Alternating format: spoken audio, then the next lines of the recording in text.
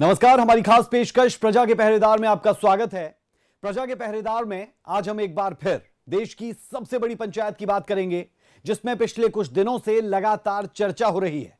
चर्चा हो रही है देश और प्रदेश के विकास की, देश के संविधान की, जिसके अनुसार हमारे देश के कानून का संचालन होता है। लेकिन जब राजनीतिक पार्टियां ही देश के संविधान का उल्लंघन करेंगी तो क्या होगा?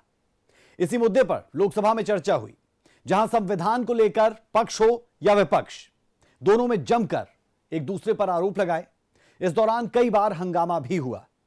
वहीं राज्यसभा की बात करें तो राज्यसभा की शुरुआत राज्यसभा सांसद डॉक्टर शरफराज अहमद को आगामी जन्मदिन की शुभकामनाएं और शतरंज खिलाड़ी डी गुकेश को बधाई देकर हुई, जिससे लगा कि सत्र शांतिपूर्ण रहेगा। लेकिन एक बार फिर राज्यसभा का सत्र हंगामे की भेंट ही चढ़ा। हालांकि इस दौरान दोनों पक्षों की ओर से जमकर एक दूसरे पर वार पलटवार हुए, जिसमें सभापति जगदीप धनखड़ भी खासे नाराज दिखे और उन्होंने विपक्ष के नेता पर किसानों के अपमान का आरोप भी लगा दिया। आखिर कौन है वो नेता, किसने किया सदन में हंगामा, किन किन मुद्दों पर विपक्ष और पक्ष दोनों में ठनी, इन सभी विषयों को हम आपके सामने रखेंगे विस्तार से प्रजा के पहरेदार में। तो आप कहीं मत जाइए, देखते रहिए हमारा खास शो प्रजा के पहरेदार।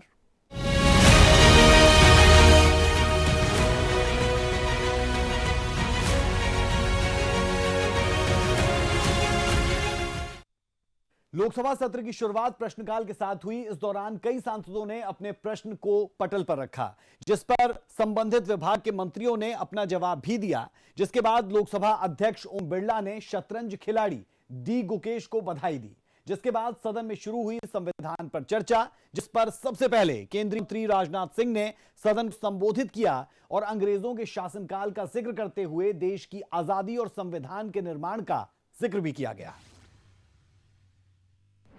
भारत के 18 वर्षीय युवा शतरंज खिलाड़ी श्री डी गुकेश ने सिंगापुर में आयोजित 5-डे विश्व शतरंज चैंपियनशिप का खिताब जीतकर अभी तक सबसे युवा विजेता बनने का गौरव प्राप्त किया है।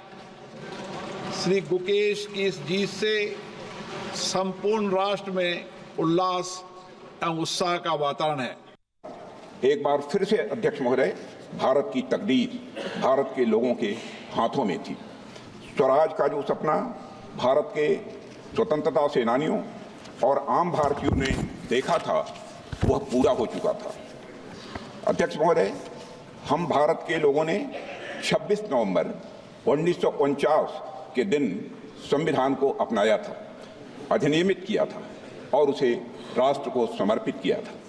यह वह दिन था जब भारत के लोग प्रजा से नागरिक बने थे अध्यक्ष महोदय, और ऐसे नागरिक जिनके अपने मौलिक अधिकार थे और उनके पास एक भारतीय नागरिक होने का गौरव भी था। केंद्रीय मंत्री राजनाथ सिंह ने संविधान के 75 साल पूरे होने पर देश की जनता को शुभकामनाएं दी। साथ ही उन्होंने उन सभी संविधान निर्माताओं को भी याद किया जिन्होंने संविधान के निर्माण में अहम भूमिका निभाई। अब देश में राजा रानी का शासन नहीं था, राजतंत्र नहीं था और न तो ब्रिटिश तंत्र था, बल्कि जनता का शासन था और लोकतंत्र था।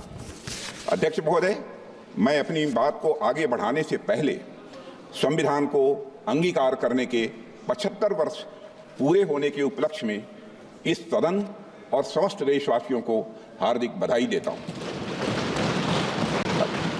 अध्यक्ष महोदय, साथ ही भारत की आजादी और भारत के संविधान के निर्माण से जुड़े सभी महानुभावों के प्रति कृतज्ञता भी व्यक्त करता हूं और उन सभी को शीश झुकाकर नमन करता हूं। इस दौरान राजनाथ सिंह ने संविधान की चर्चा करते हुए कहा कि हमारा संविधान सामाजिक, आर्थिक और सांस्कृतिक सभी पहलुओं को छूता है, जिससे राष्ट्र का निर्माण हो सके। राष्ट्र के निर्माण से ही देश का विकास होता है। अगर एक लाइन में मुझे कहना हो तो मैं कह सकता हूं कि हमारा संविधान सामाजिक, आर्थिक, राजनीतिक और सांस्कृतिक जीवन के सभी पहलुओं को छूते हुए राष्ट्र निर्माण का यह मार्ग प्रशस्त करता है। अध्यक्ष महोदय, साथ ही लोगों के लिए मॉरल ट्रेजेक्ट्री यानी नैतिक मार्ग भी बनाता है। इसी प्रकार हमारा संविधान जहां एक और कोऑपरेटिव फेडरलिज्म सुनिश्चित करता है। सदन को संबोधित करते हुए राजनाथ सिंह ने इशारों ही इशारों में कांग्रेस पर निशाना साधा और संविधान निर्माण में शामिल कई महान विभूतियों को उचित सम्मान न देने का आरोप भी लगाया। कुछ लोगों द्वारा हमारे संविधान को कॉलोनियल रूल यानी उपनिवेशवाद का उपहार मान लिया जाता है, या अक्सर हमारे संविधान को पश्चिमी देशों के संविधान से ली गई अच्छी बातों का एक संकलन मात्र मान लिया जाता है। अध्यक्ष महोदय, पिछले कुछ वर्षों में देश में एक ऐसा माहौल बनाने का प्रयास किया गया है कि संविधान एक पार्टी की विशेष देन है। इन सभी बातों में डेप्थ एंड ब्रेथ मैं मानता हूं कि दोनों की कमी है। अध्यक्ष महोदय, संविधान निर्माण में बहुत से लोगों की भूमिका को जानबूझकर नकार दिया गया है। इस दौरान राजनाथ सिंह ने एक बार फिर कांग्रेस पर हमला बोला और संविधान को हाईजैक करने का आरोप तक लगा दिया। उन्होंने कहा कि कांग्रेस ने अपने शासनकाल में देश के संविधान को हाईजैक किया था, जिससे वो इसका लाभ उठा सकें। एक पार्टी विशेष द्वारा संविधान निर्माण के कार्य को हाईजैक और एप्रोप्रिएट करने की कोशिश हमेशा से की गई है। अध्यक्ष महोदय, भारत में कॉन्स्टिट्यूशन मेकिंग से जुड़ी ये सब बातें लोगों से छिपाई गई हैं। इतिहास में जाने पर पता चलता है कि हमारे देश में इस बात पर व्यापक सहमत थी कि भारत का भविष्य किस तरह के कानून से निर्धारित हो। मैं आज यह स्पष्ट करना चाहता हूं अध्यक्ष महोदय कि हमारा संविधान किसी एक पार्टी की देन नहीं है। भारत का संविधान भारत के लोगों के द्वारा भारत के विचारों के साथ भारत के मूल्यों के अनुरूप बनाया गया एक अनपैरेलल्ड ट्रांसफॉर्मेटिव यह डॉक्यूमेंट है। संविधान निर्माण में बहुत से लोगों की भूमिका को कांग्रेस ने नकारा। संविधान स्वाधीनता संग्राम के हवन कुंड से निकला हुआ अमृत है। संविधान को कुछ खास लोगों ने हाईजैक कर लिया है, राजनाथ सिंह की तरफ से कहा गया। और संविधान ने ही प्रजा को नागरिक बनाया है, इसका भी जिक्र हुआ। और साथ ही साथ यह भी कहा कि हमारी सरकार ने संविधान को खुले और सच्चे मन से स्वीकार किया है। वर्ष 1973 में भी सभी संवैधानिक मूल्यों को ताक पर रखकर तब की कांग्रेस सरकार ने जस्टिस जे.एम. शेलर, के.एफ. हेगड़े और ए.एन. ग्रोवर को सुपरसीड करके सीनियरिटी में चौथे नंबर के जज को भारत का मुख्य न्यायाधीश बना दिया। अध्यक्ष महोदय, इन तीनों जजों का सिर्फ एक अपराध था कि वे तीन लोग सरकार के सामने नहीं झुके। उन तीनों जजों ने एक तानाशाह सरकार की शक्तियों को संवैधानिक दायरे में बांधने की पूरी कोशिश। इस दौरान केंद्रीय मंत्री राजनाथ सिंह ने कांग्रेस और उनके सहयोगियों पर भी निशाना साधा और संविधान की मूल भावना के साथ छेड़छाड़ करने का आरोप भी उनकी तरफ से सीधे तौर पर लगाया गया। अध्यक्ष महोदय, मैं इस सदन में यह कहना चाहता हूं कि कांग्रेस के मित्रों ने अनेक मौकों पर संविधान और संवैधानिक भावनाओं का निरादर किया है। उन्हें कभी भी संस्थानों यानी इंस्टीट्यूशंस की इंडिपेंडेंस और ऑटोनॉमी हजम नहीं हुई। अध्यक्ष महोदय, उन्होंने हमेशा एक कमिटेड जुडिशरी, कमिटेड ब्यूरोक्रेसी और कमिटेड इंस्टीट्यूशन बनाने का काम किया। अध्यक्ष महोदय, कांग्रेस पार्टी ने हमेशा संविधान को राजनीतिक हित साधने का एक माध्यम बनाया और उसकी मूल भावना को तहस नहस करने का कांग्रेस ने काम किया है। संविधान संशोधन का जिक्र करते हुए राजनाथ सिंह ने एक बार फिर कांग्रेस पर निशाना साधा और कांग्रेस पर संविधान संशोधन के जरिए गलत नीतियों को लागू करने का आरोप भी लगाया। श्रीमती इंदिरा गांधी ने 50 बार आर्टिकल 356 का दुरुपयोग करके चुनी हुई सरकारों को गिराने का काम किया। अध्यक्ष महोदय, 100 बात की एक बात जब भी कांग्रेस नेताओं को सत्ता और संविधान में से एक को चुनना था तो उन्होंने सबसे पहले सत्ता को चुना है, संविधान को। आज कांग्रेस और विपक्ष के लोग संविधान की प्रति जेब में लेकर घूम रहे हैं। पीढ़ियों से उन्होंने संविधान को अपनी जेब में ही रखा है। संविधान में संशोधन विरोधियों को चुप कराने के लिए किए गए संविधान के जरिए कांग्रेस ने राजनीतिक हित साधने की कोशिश की। इस तरीके के आरोप भी सीधे तौर पर कांग्रेस पर लगाए गए। अध्यक्ष महोदय, डॉक्टर अंबेडकर ने कहा था, मुझे लगता है कि कोई संविधान कितना भी अच्छा हो वह बुरा बन सकता है अगर जिन लोगों पर उसे चलाने की जिम्मेदारी है वो अच्छे न हों। उसी तरह कोई संविधान कितना भी बुरा हो वह अच्छा साबित हो सकता है अगर उसे चलाने वाले लोगों की भूमिका सकारात्मक हो।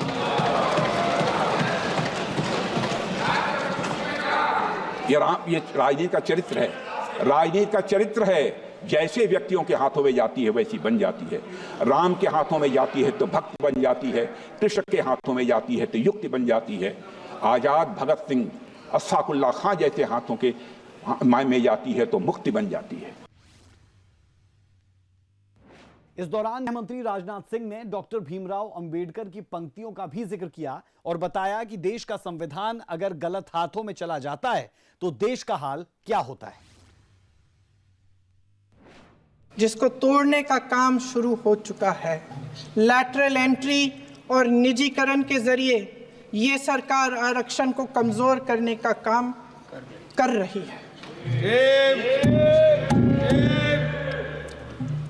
अगर लोकसभा में ये नतीजे नहीं आए होते तो ये संविधान बदलने का काम भी शुरू कर लेते। केंद्रीय मंत्री राजनाथ सिंह के बाद केरल के वायनाड सीट से लोकसभा सांसद प्रियंका गांधी ने सदन को संबोधित किया और सत्ता पक्ष पर जमकर हमला बोला और कई आरोप लगाए कि महिलाओं के बिना, कि नारी शक्ति के बिना ये सरकारें नहीं बन सकती हैं। इसीलिए आज आप नारी शक्ति की बातें दोहरा रहे हैं। जो आप नारी शक्ति का अधिनियम लाए हैं उसको लागू क्यों नहीं करते?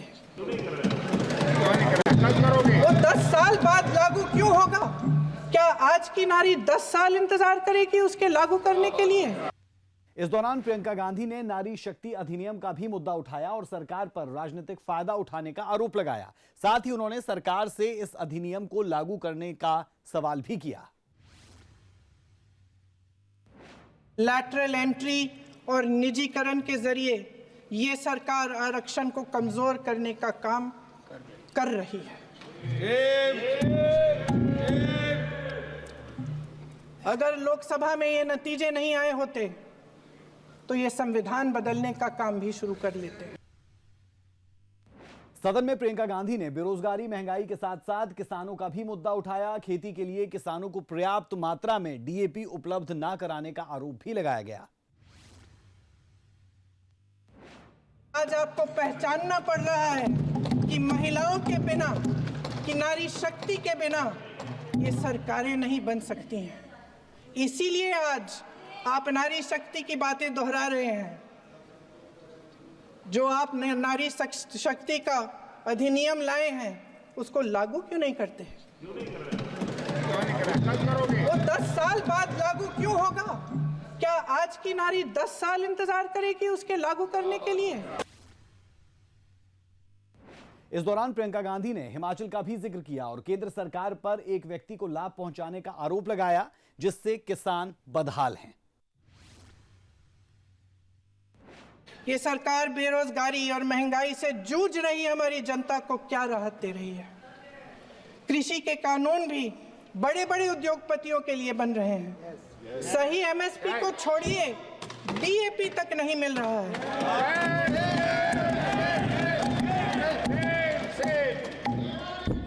वायनाड से लेकर ललितपुर तक इस देश का किसान रो रहा है। आपदा आती है तो उसको कोई राहत नहीं मिलती। भगवान भरोसे है आज इस देश का किसान। सदन को संबोधित करते हुए प्रियंका गांधी ने पीएम मोदी पर भी हमला बोला और संभल मणिपुर हिंसा जैसे मुद्दों पर कुछ ना बोलने का आरोप भी पीएम पर लगाया। आज हिमाचल में देखिए, जितने भी कानून बने हैं वो सब बड़े बड़े उद्योगपतियों के लिए बन रहे हैं। हिमाचल में जो सेब उगता था, उसके जो छोटे छोटे किसान हैं वह रो रहे हैं, क्योंकि एक व्यक्ति के लिए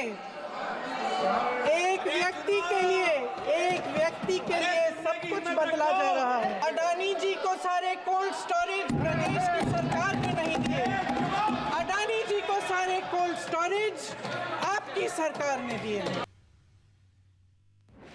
लोकसभा सांसद प्रियंका गांधी के बाद समाजवादी पार्टी के मुखिया अखिलेश यादव ने सदन को संबोधित किया, जिसमें उन्होंने चीन और भारत की सीमा का मुद्दा उठाया और भारतीय सीमा को सिकुड़ने की बात कही। प्रधानमंत्री जी यहां सदन में संविधान की किताब को यूं माथे से लगाते हैं, लेकिन संभल में, हाथरस में, मणिपुर में जब न्याय की गुहार आती है, उठती है, तो उनके माथे पे शिकन तक नहीं आता।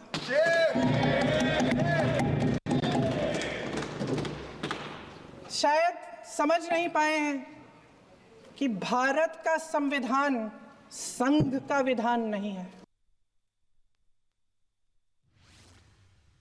प्रियंका गांधी की तरफ से कहा गया कि आप अच्छे कामों के लिए पंडित नेहरू का नाम नहीं लेते, नारी शक्ति अधिनियम कब लागू होगा इस पर नहीं बोलते, बैलेट पर चुनाव कर लीजिए, दूध का दूध पानी का पानी हो जाएगा। ये बातें भी प्रियंका गांधी कहती हुई नजर आईं। इस देश की सीमाओं की सुरक्षा में जहां पर समय समय पर सेंध लगती हो, और हमारे माननीय मंत्री जी बेहतर जानते होंगे कि कई जगह पर हमारी सीमाएं सिकुड़ रही हैं। हमारे संसदीय मंत्री राज्य अरुणाचल प्रदेश में चीन के बिल्कुल बगल में रहते हैं। अध्यक्ष महोदय ये जानते होंगे कि हमारे पड़ोस में कितने गांव बस गए हैं। जातीय जनगणना को लेकर भी लोकसभा सांसद अखिलेश यादव ने सरकार पर हमला बोला और सरकार पर आरक्षण खत्म करने का आरोप भी उनकी तरफ से लगाया गया। अध्यक्ष महोदय, जो देश को ये कहते हो कि हम दुनिया की सबसे तेज रफ्तार पे चलने वाली अर्थव्यवस्था बनने जा रहे हैं, 3 पर पहुंच गए और ऊपर जाएंगे। मैं सरकार से कहना चाहता हूं कि जब 82 करोड़ सरकारी अन्न पर जिंदा हैं और दूसरी तरफ देश की संपूर्ण संपत्ति के 2/3 हिस्से पर कुछ परिवारों का कब्जा है, अगर सरकार में ये बहादुरी और हिम्मत है तो इस 60% गरीबी के रेखा से नीचे रहने वाले लोगों की पर कैपिटा इनकम क्या है? अगर आपकी अर्थव्यवस्था ऊंचाई पर जा रही है तो हमारे जो गरीब लोग हैं, जो 60% गरीब लोग हैं, उनकी पर कैपिटा इनकम क्या है? इस दौरान अखिलेश यादव ने प्रशासनिक व्यवस्था को लेकर भी सरकार पर सवाल खड़ा किया और देश के नागरिक को असुरक्षित बताया। हम लोग तो उस पक्ष के धर लोग हैं, अगर आप करा सकते हैं तो आप कराइए। नहीं अध्यक्ष महोदय, जब कभी भी हम लोगों को मौका मिलेगा तो जाति जनगणना कराने का काम हम लोग करेंगे। सामाजिक न्याय समाज के अनुसूचित जाति, अनुसूचित जनजाति और अन्य पिछड़े वर्गों को न्याय दिलाने का बड़ा असर आरक्षण था, उसे समाप्त कर दिया गया है। आउटसोर्सिंग और कॉन्ट्रैक्ट बेसिस पर थोड़ी बहुत नौकरियां जो दी जा रही हैं, उनमें दलितों और पिछड़ों का कोई आरक्षण नहीं है। जाति जनगणना जातियों के बीच दूरियां कम करेगा और तमाम हमारे ऐसे समाज के लोग जिनको न्याय नहीं मिला, जिनको अधिकार नहीं मिला है, अध्यक्ष महोदय, कम से कम जाति जनगणना के बाद उन्हें अधिकार और सम्मान दिलाने का काम भी हो सकेगा। अखिलेश यादव ने संसद में एक बार फिर पेपर लीक और अग्निवीर का मुद्दा उठाया। साथ ही सरकार से सैनिक भर्ती में पुरानी व्यवस्था लागू करने की अपील भी की गई। किसी भी व्यक्ति को उसके जीवन और दैहिक स्वतंत्रता से कानून सम्मत प्रक्रिया के बगैर वंचित नहीं किया जा सकता। ये सबसे महत्वपूर्ण मौलिक अधिकार है, लेकिन सबसे ज्यादा इसी का दुरुपयोग हो रहा है। फर्जी मुठभेड़ में हत्याएं, जेल के अंदर हत्याएं और पुलिस अफरीक्षा में हत्याएं। आदमी कहीं भी सुरक्षित नहीं है। ईडी का तो ऐसा कानून बना दिया गया है कि बिना एफआईआर, बिना नोटिस को भी बंद कर दो। लोकतंत्र फासिज्म में बदल रहा है।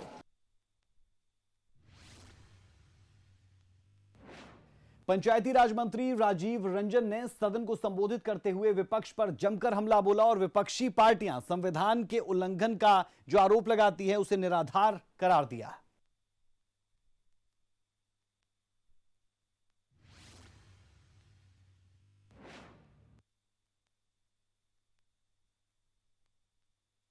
आए दिन पेपर आउट, पेपर लीक, न केवल पेपर लीक है बल्कि जानबूझ करके पेपर लीक कराया जाता है जिससे कि परीक्षा रद्द की जा सके।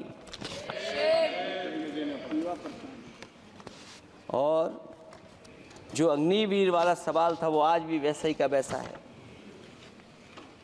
हम लोग अग्निवीर वाली व्यवस्था कभी स्वीकार नहीं कर सकते हैं। जो पहले भर्ती जैसी होती थी अध्यक्ष महोदय, अगर वैसी ही भर्ती होगी तो हमारी सीमाएं और सुरक्षित होंगी। हमारे और नौजवान जाकर के देश की असली पक्की वर्दी पहनने का काम करेंगे। अखिलेश यादव की तरफ से कहा गया कि चीन ने भारतीय सीमा में घुसपैठ की। उत्तर प्रदेश की प्रशासनिक व्यवस्था बेहद खराब है। इस बात का जिक्र भी अखिलेश यादव की तरफ से किया गया। वर्तमान सरकार में पेपर लीक के मामले नहीं थम रहे। सैनिक भर्ती में पुरानी प्रक्रिया को सरकार की तरफ से लागू किया गया है। ये तमाम बातें भी अखिलेश यादव ने कही। एक मूल मंत्र जो आदरणीय प्रधानमंत्री नरेंद्र मोदी जी का है वो इसी संविधान से निकला है, जिसमें लिखा है, उनका नारा है, सबका साथ, सबका विकास, सबका विश्वास और सबका प्रयास। यही हमारा संविधान का मूल मंत्र। अब इनको कहां से समझ में आएगा ये मूल मंत्र? इतना लंबे समय तक इन्होंने किया और सैकड़ों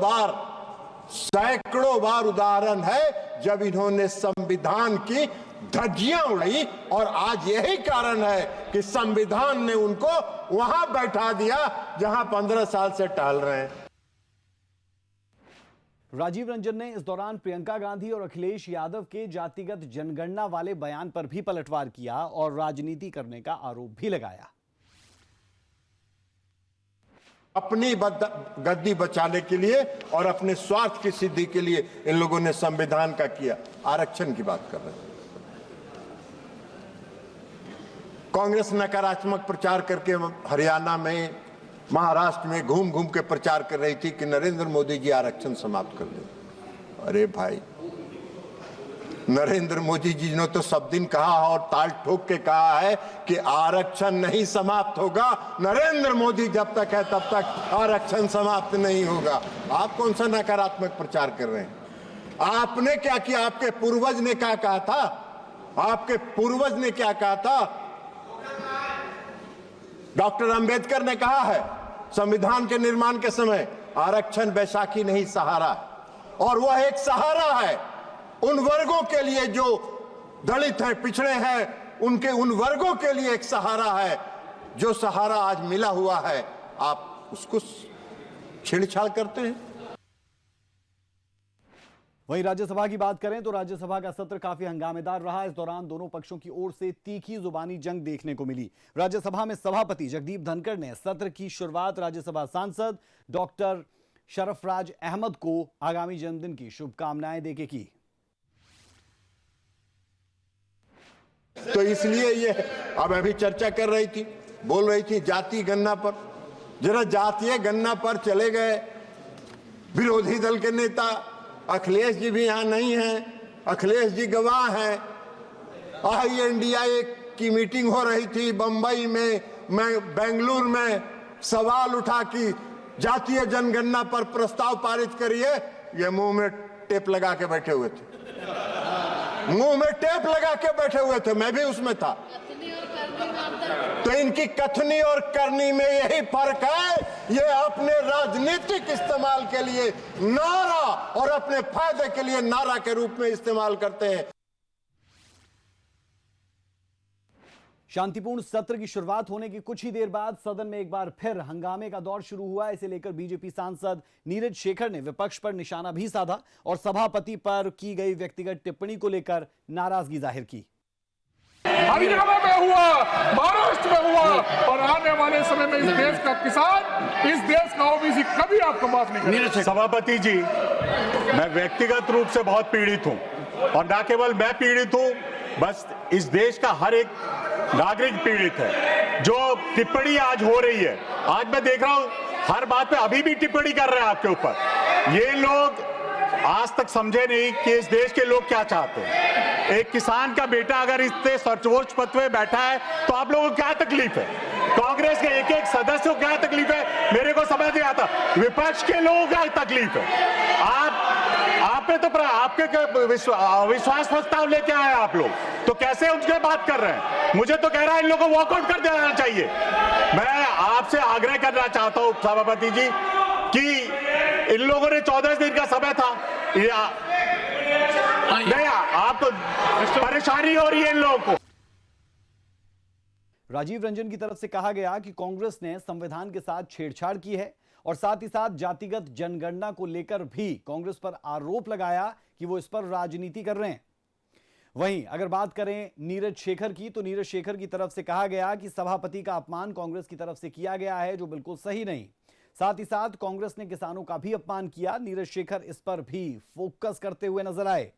वहीं बीजेपी सांसद किरण चौधरी ने भी विपक्ष पर जमकर हमला बोला और विपक्ष को किसान विरोधी बताया। साथ ही उन्होंने विपक्ष पर संविधान के अपमान का आरोप भी लगा दिया। इस दौरान सभापति जगदीप धनखड़ ने कांग्रेस सांसद प्रमोद तिवारी को अपनी बात रखने के लिए कहा, जिनके बयान से जगदीप धनखड़ खासे नाराज नजर आए और उन्होंने कांग्रेस पर किसान के अपमान का आरोप भी लगा दिया।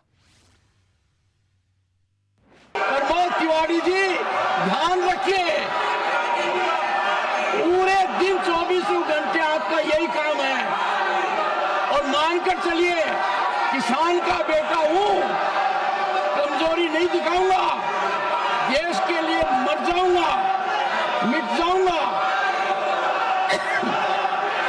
आप लोग चिंतन नहीं करेंगे, 24 घंटे एक ही काम है कि किसान का बेटा यहाँ क्यों बैठा है।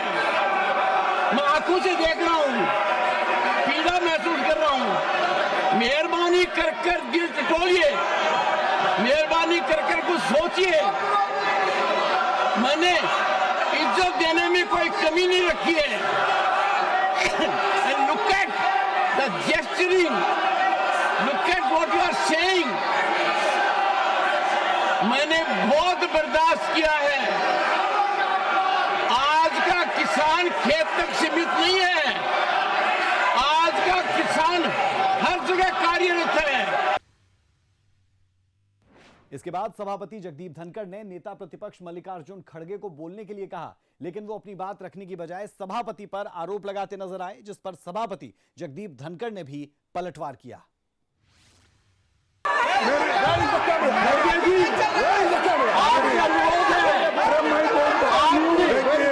का कैसे उपयोग किया, कुछ तो दिमाग में होगा। मेरा नाम लेकर बार-बार बोल रहे हैं, आप चुप्पी साधे हैं। इसका मतलब you are encouraging them, you are telling them. अरे 5 मुद्दे पर आइए, भटकिए मत। अरे साहब, बोलिए, आप अगर किसान हैं तो मैं किसान मजदूर का बेटा, मैं खुद तुमसे भी ज्यादा हमारे लिए शर्तें हैं, इतना कुछ थोड़ा सा दिल टटोलिए। आपसे राज्यसभा में नेता प्रतिपक्ष मल्लिकार्जुन खड़गे ने एक बार फिर सभापति पर अपमान करने का आरोप लगाया और कहा कि अगर आप मेरा सम्मान नहीं करेंगे तो मैं आपका सम्मान कैसे करूंगा। इसके बाद सदन में हंगामा काफी बढ़ा, जिससे सभापति को संसद की कार्यवाही स्थगित करनी पड़ी। Sir, the chairman who is not respecting me, how can I respect him? You are insulting me. The house is They are not insulting me. आपको बता दें कि राज्यसभा में हंगामे का दौर लगातार जारी है, जहां एक बार फिर सदन में जुबानी जंग देखने को मिली। हालांकि इस दौरान सभापति ने हंगामे को काफी शांत करवाने की कोशिश की, लेकिन हंगामा शांत नहीं हुआ, जिससे राज्यसभा के सभापति जगदीप धनखड़ को एक बार फिर राज्यसभा की कार्यवाही को स्थगित करना पड़ा। वहीं लोकसभा में संविधान पर चर्चा शांतिपूर्ण तरीके से शुरू हुई, जिसमें सत्ता पक्ष हो या विपक्ष, दोनों दलों के नेताओं ने अपनी बात रखी। इस दौरान कई बार दोनों पक्षों के बीच गहमा गहमी देखने को मिली, जो आगे भी जारी रहने की पूरी संभावना है। अभी के लिए प्रजा के पहरेदार में हमारा और आपका साथ इतना ही। मुझे और मेरी पूरी टीम को दें इजाजत। खबरों का सिलसिला सूर्या समाचार पर बदस्तूर जारी है। नमस्कार।